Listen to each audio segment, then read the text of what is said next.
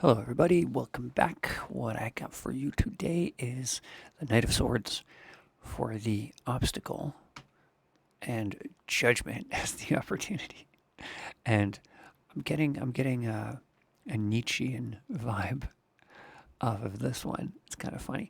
So to start with the Knight of Swords, I updated my neighboring algorithm here to put the knights kind of where I believe they belong in the order of things. So this is this is the last court card, I guess you could say. But anyway, um,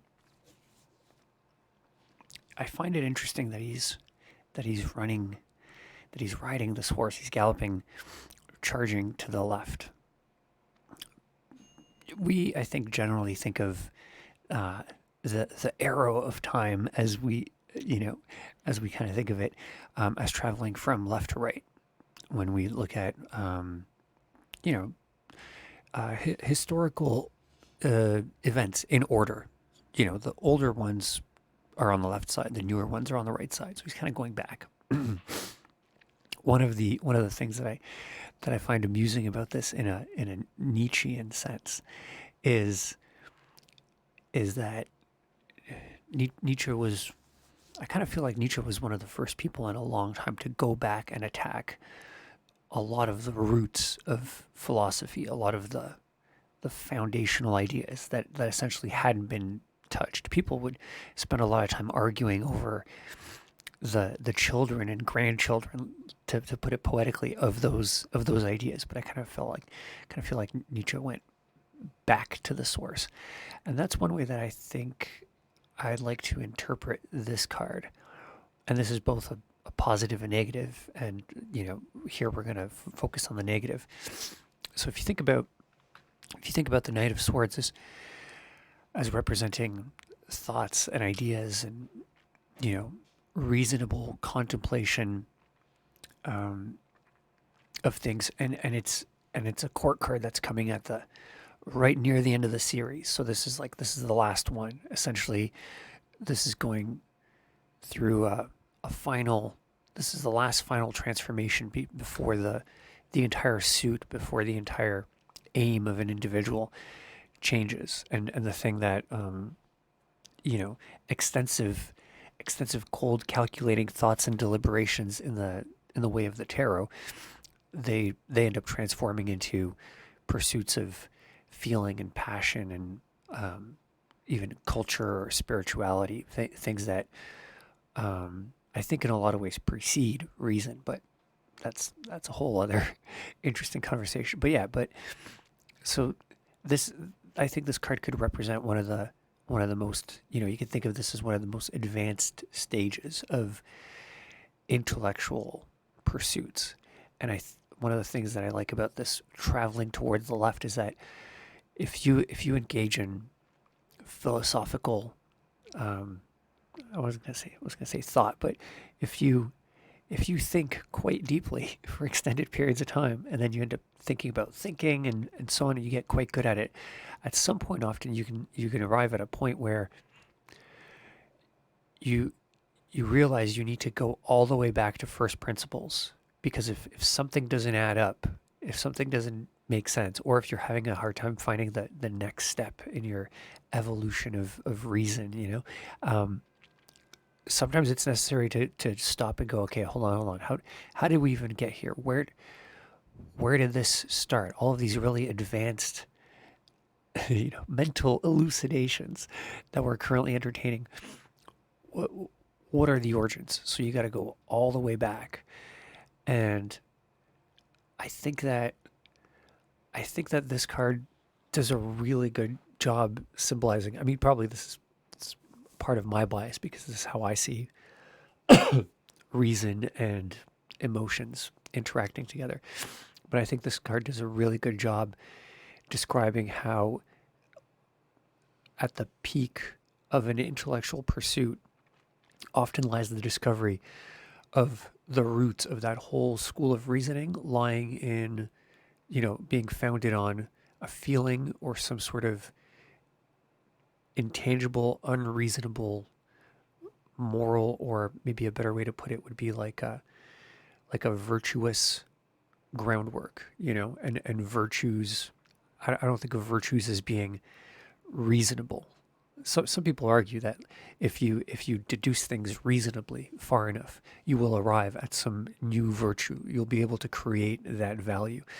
But again, I like to think of the Nietzschean aspect of this, where this is possibly attacking that idea. It's like this knight isn't moving forward with all of the reasoning he's been doing and creating a new value. He's realizing that he's got to go all the way back to find the virtues and values that all of the reasoning is founded on. But yeah, as an obstacle, I think this could indicate either interacting with an individual who is going backwards through all of the built up presumed truth and knowledge, while maybe you're still going forward. It can be really difficult to interact with someone like this, or the obstacle could be that the person in question is, if you're having an argument with someone, let's say, that the person you're arguing with, their locus of, the center of their arguments lies at some sort of stage that precedes yours. So, you might be arguing whether it's better to walk to the bar or drive to the bar, and this person is questioning whether going to the bar is of value in the first place, let's say. um, so yeah, I think that could be one of the obstacles. And then another one. I think this card might signify what is necessary. So kind of not as much of a negative interpretation of the card, but if this Knight of Swords is reacting properly to the obstacle, then the obstacle is you've gone too far along a particular line of reasoning without without spending enough time analyzing the the early arguments that the foundation, that creates the foundation for all the following presumptions. It could also represent, I think, a kind of doubt that people could face, where they feel like they have something thought out really well, but even though it all makes sense internally, even though it all makes sense relevant to itself, it still feels like not the right thing to be doing. Marseille deck.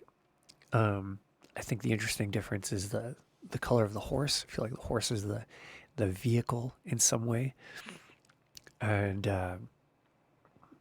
in the colormantic scheme of things, the Waite horse it's order pulling, or at least being ridden back towards those first principles, whereas with the Marseille deck, it's feelings, morality, virtues, culture, spirituality that's riding this guy back. I certainly think that I certainly feel like the Marseille deck is maybe a little bit more accurate. Then again, the background of the Knight of Swords has that blue, and the armor that he's wearing has that bluish tinge to it, and I mean, that could be an interesting metaphor too, now that I think about it, that the thing he's armored in, that this great warrior of thought and reason is essentially armored in morality and spirituality, or beliefs that lie outside. His armor, if his armor was yellow, it would signify that he's armored in reason, but it almost seems like the thing that he uses to protect himself is the thing he's charging back to, those original emotions that inspired the reasoning to begin with. And then in terms of opportunity, the Nietzschean aspect I like about this is, it's kind of it's weird. I'm gonna try to find the silver lining in this, but in Nietzsche's conception of the will to power, I kind of see this card as symbolizing that in a sense, where you got this angelic figure representing, doesn't matter if you believe in angels or deities or whatever. I think it just represents some higher some higher order, some higher authority, some higher truth, something objectively more authoritative. um, I don't think it represents God or the idea of a God, which would in that case symbolize like the absolute objective truth. But nonetheless, I think that it represents something, beyond the realm of just us normal people. And this trumpet, this this angelic character is sounding this horn. And I find it interesting that in both cards, this is like it's not depicted as an instrument, um, like a like an instrument capable of playing multiple notes. And you can get different notes out of something like a bugle, which has no valves, no holes to augment the frequency. You could still get different octaves, and I think you could get maybe like a fifth out of there. But um, there are depictions in the tarot of those kinds of instruments, particularly in the Marseille deck, Arcanum 13, what's known as the death card in the Waite deck. There is what appears to be like a flute, like a bone, like maybe a femur that has had holes drilled into it, um, to be played like a musical instrument. So I certainly feel like that within this world, multi pitch instruments are something that are conceived of. But so I think that implies that there's the the singular sort of tone is intentional here, and I kind of see that as potentially representing like a singular idea that demands or suggests or invites, but a singular idea that creates the opportunity for other things to harmonize with it. So kind of like, it would be funny if there was like a modern version of this in terms of being symbolically metaphorical.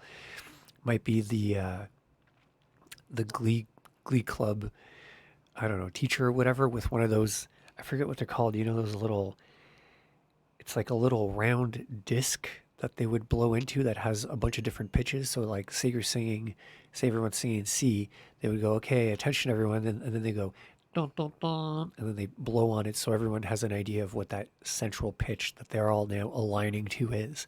I feel like that could be an image for this. It's something is something is setting the tempo, something is playing the central pitch, and that's kind of like it reminds me of the Nietzschean will to power. It's like something is establishing the singular drive to which things can conform or things can refuse to conform. And the judgment here is, it's, do you align yourself with that frequency or do you reject it? And the characters pictured in these cards, um, I think are in different in different states. I mean, in the Waite deck, there everybody's looking up, everybody's rejoicing. It's an enrapturing moment. I find it interesting that in the Marseille card, the feminine character on the left, she's looking at this baby child while the guy's looking up. We can't see where the middle characters where they're looking at, but yeah, I think that this card symbolizes a call having been made. There is some call to action. Click on the subscribe button, like. um, it's like there's a call to action has been made, and you can align yourself with it or you can reject it. But insofar as that call to action will measure, your morality, whether you're good or bad, whether you choose to align yourself with it or not, that judgment is coming from the thing that's making the call. So I think that this card could signify um, having the opportunity is that some call has been made. You have been called upon. Some opportunity is presenting itself, and now whether you participate with that call or not is up to you. And if you no matter what you do, you will be judged based on how well you align yourself with that call.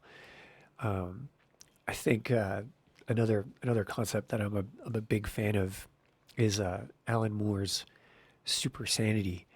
As it's a concept that was uh, I first came across it. I haven't really seen it anywhere else in a Batman, this beautiful painted Batman graphic novel. They talk about the Joker character as being, as they suspect he might actually be suffering from super sanity, which is a condition of actually being perfectly adapted to the world. If you think of the Joker character in the Batman comics, he's a villain. He's the bad guy. He's always doing crime and stuff. Batman is the order to his chaos. He's always trying to get him in check to protect the people of Gotham and so on. But yeah, this idea of super sanity is like the Joker is actually perfectly sanely adapted to that kind of world that he lives in. The Joker's heard the call of this fictional city, Gotham, which is a corrupt place. The politicians are corrupt. There's crime everywhere, um, and he has perfectly adapted himself to that. Um, I think it's a really interesting concept, and I think that this could, not only signify the opportunity to answer a call, but also the opportunity to consider what that call is actually asking for. Because there's a lot of situations that I find people get into, a lot of the people that I talk to often complain about, you know, they're doing they did what they thought their company was asking them to do, and then they get penalized for it, or they're doing, they're writing papers in school, answering the questions that they were under the impression that their professors were asking them to answer, and then they're getting penalized and ostracized for it. And so I think this is also pointing to the idea that being able to clearly interpret the call to action and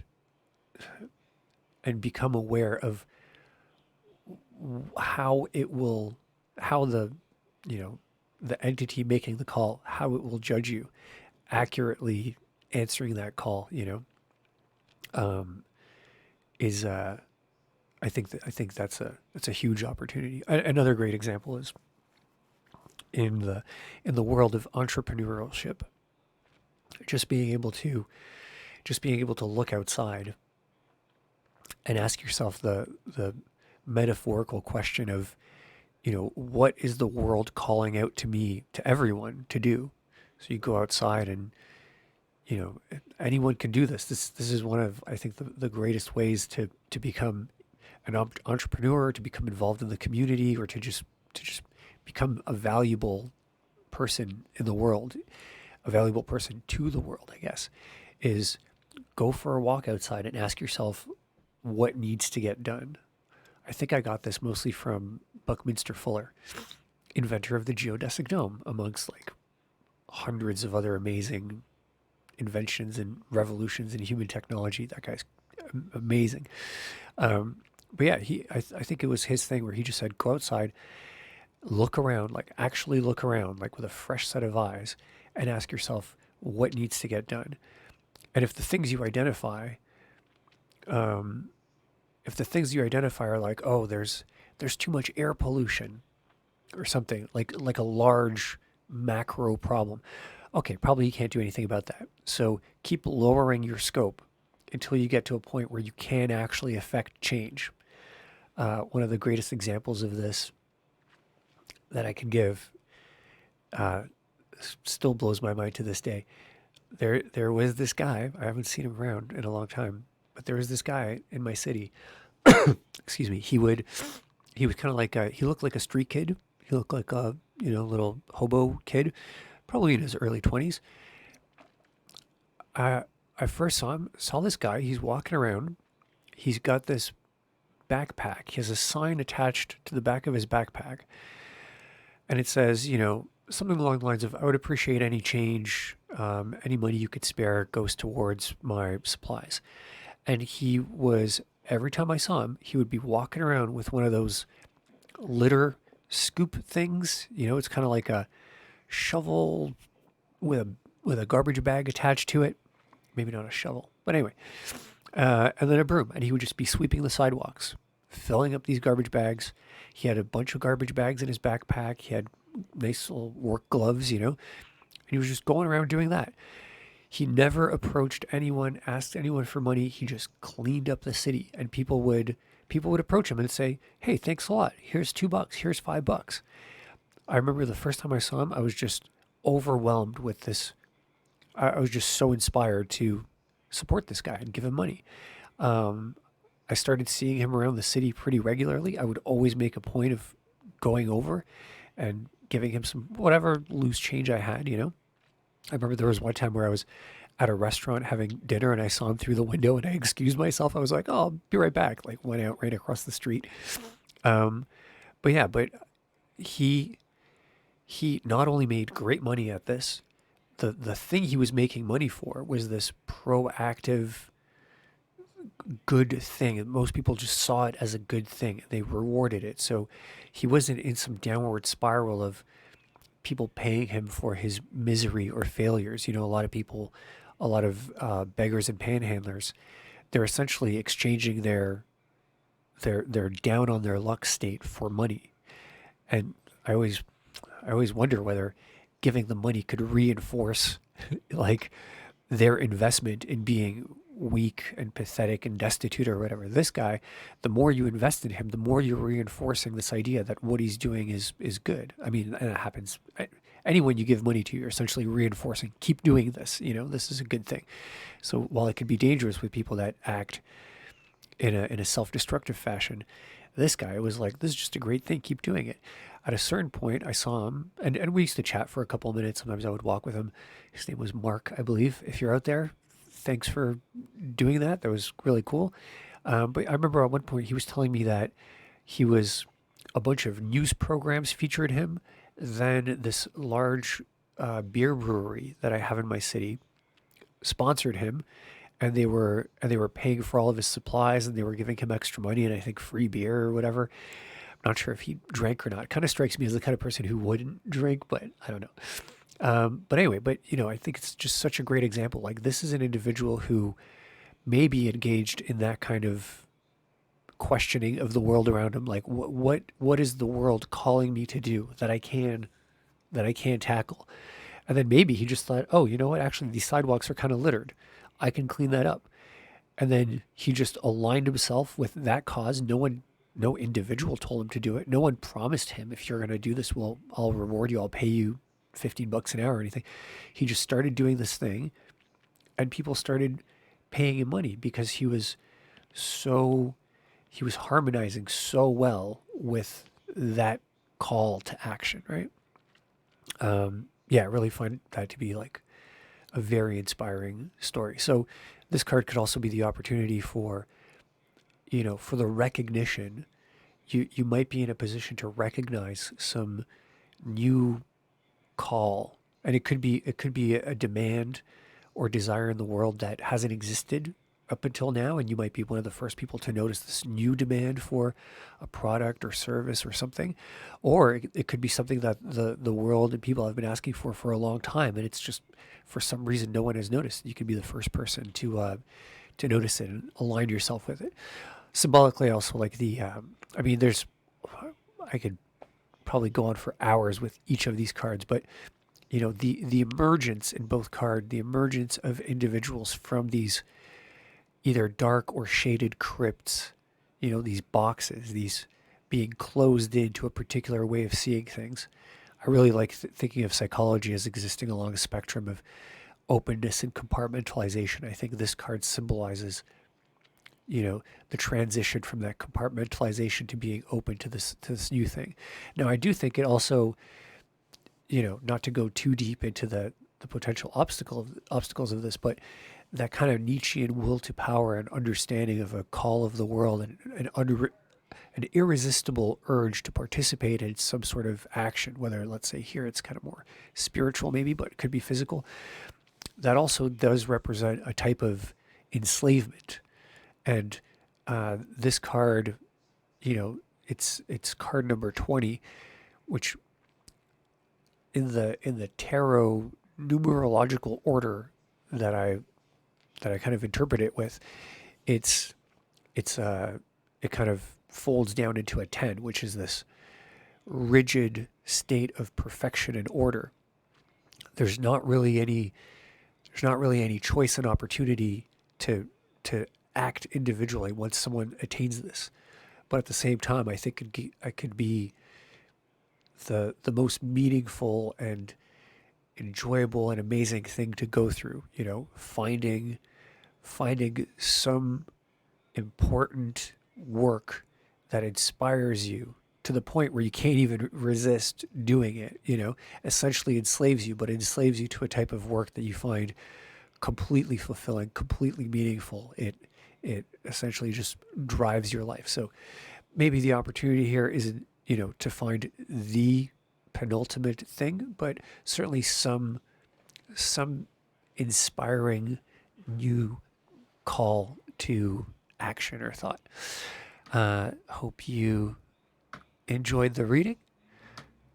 Bonk the like button, and as always, leave a comment if you would like to be, well, if you want to just say hi or something, but any comments get entered into a draw for a free reading every Sunday. Thanks for listening. I'll see you tomorrow. Bye.